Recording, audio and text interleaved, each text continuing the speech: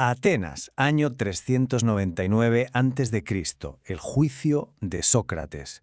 Nos suena un drama judicial épico, ¿verdad?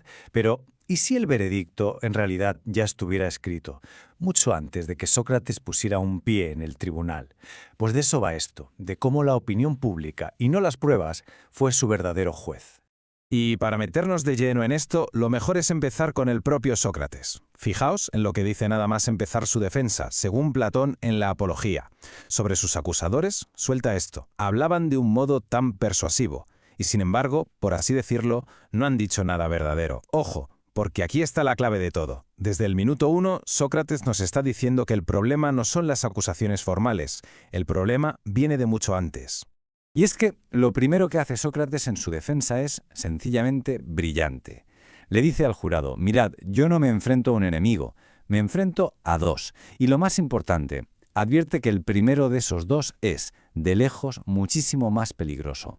Claro, esto nos deja con la pregunta del millón. Si no son los acusadores oficiales, ¿quiénes eran esos enemigos a los que Sócrates de verdad temía? Porque, y esto es lo que tiene que quedar claro, la respuesta no es tan simple como nombrar a los tres tipos que firmaron la denuncia.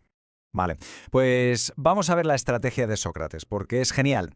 Para que el jurado lo entienda, lo que hace es dividir a sus oponentes en dos frentes, como si fueran dos ejércitos totalmente diferentes. Y aquí lo vemos, clarísimo. Por un lado tenemos a los que él llama los acusadores recientes, o sea, Meleto, Ánito y Licón. Los de la denuncia formal, los cargos legales, todo muy oficial. Pero luego están los otros, los primeros acusadores. ¿Y esto qué es? Pues es algo mucho más difuso. Es la opinión pública, son los rumores. Es una calumnia que llevaba décadas en el aire. Como dice el propio Sócrates en la Apología, en 18b, a estos son a los que de verdad teme. ¿Por qué? Porque llevan metiendo esas ideas en la cabeza de los jurados desde que eran críos. Muy bien. Ya sabemos que había una calumnia. Pero ¿de qué estaba hecha exactamente? ¿Qué se decía de Sócrates para crear esa imagen, esa caricatura tan negativa y al final tan destructiva? Vamos a desglosarlo. Primera parte de la caricatura. Se decía que Sócrates investiga las cosas del cielo. A ver, hoy esto nos suena a astronomía, pero en aquella época era una acusación grave. Significaba que era un filósofo de la naturaleza, de los que se meten a cuestionar a los dioses, el orden divino, vamos, un impío. Y para rematar la faena, se añadía esto, y lo que hay bajo la tierra. Esto era como echar más leña al fuego. La idea era pintarlo como alguien que se mete donde no le llaman, que busca secretos prohibidos. Era una acusación bastante común contra los intelectuales y generaba una desconfianza tremenda en la gente de la calle. Pero llegamos ahora a la acusación que era, sin duda, la más peligrosa de todas, la más letal.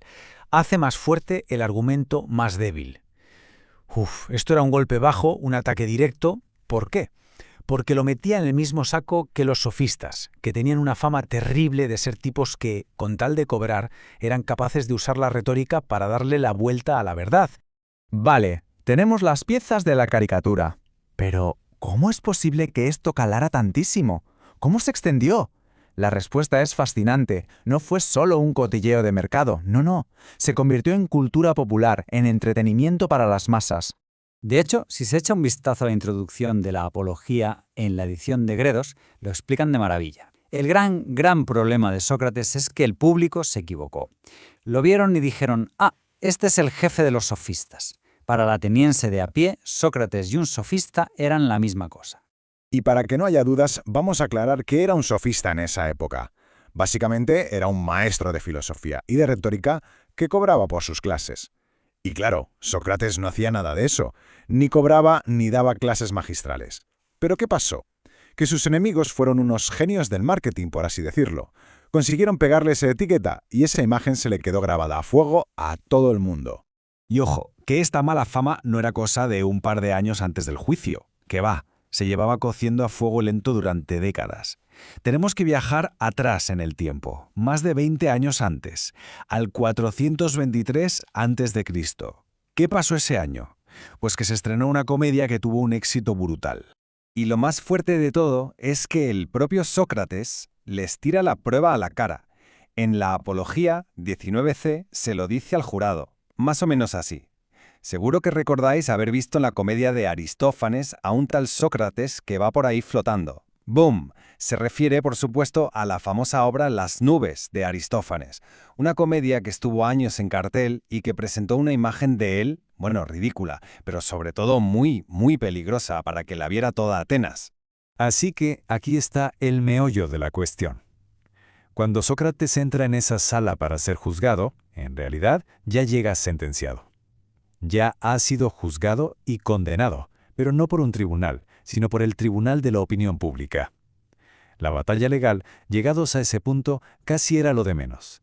Era, se mire por donde se mire, una lucha imposible de ganar. Pensemos un momento en la situación. Estamos hablando de una calumnia que ha estado circulando durante décadas, que los mismos que lo juzgan la han estado oyendo desde que eran niños. Los acusadores, ¿quiénes son? Nadie y todo el mundo, el público. Y encima, la cultura popular, el teatro, la había convertido casi en una verdad oficial.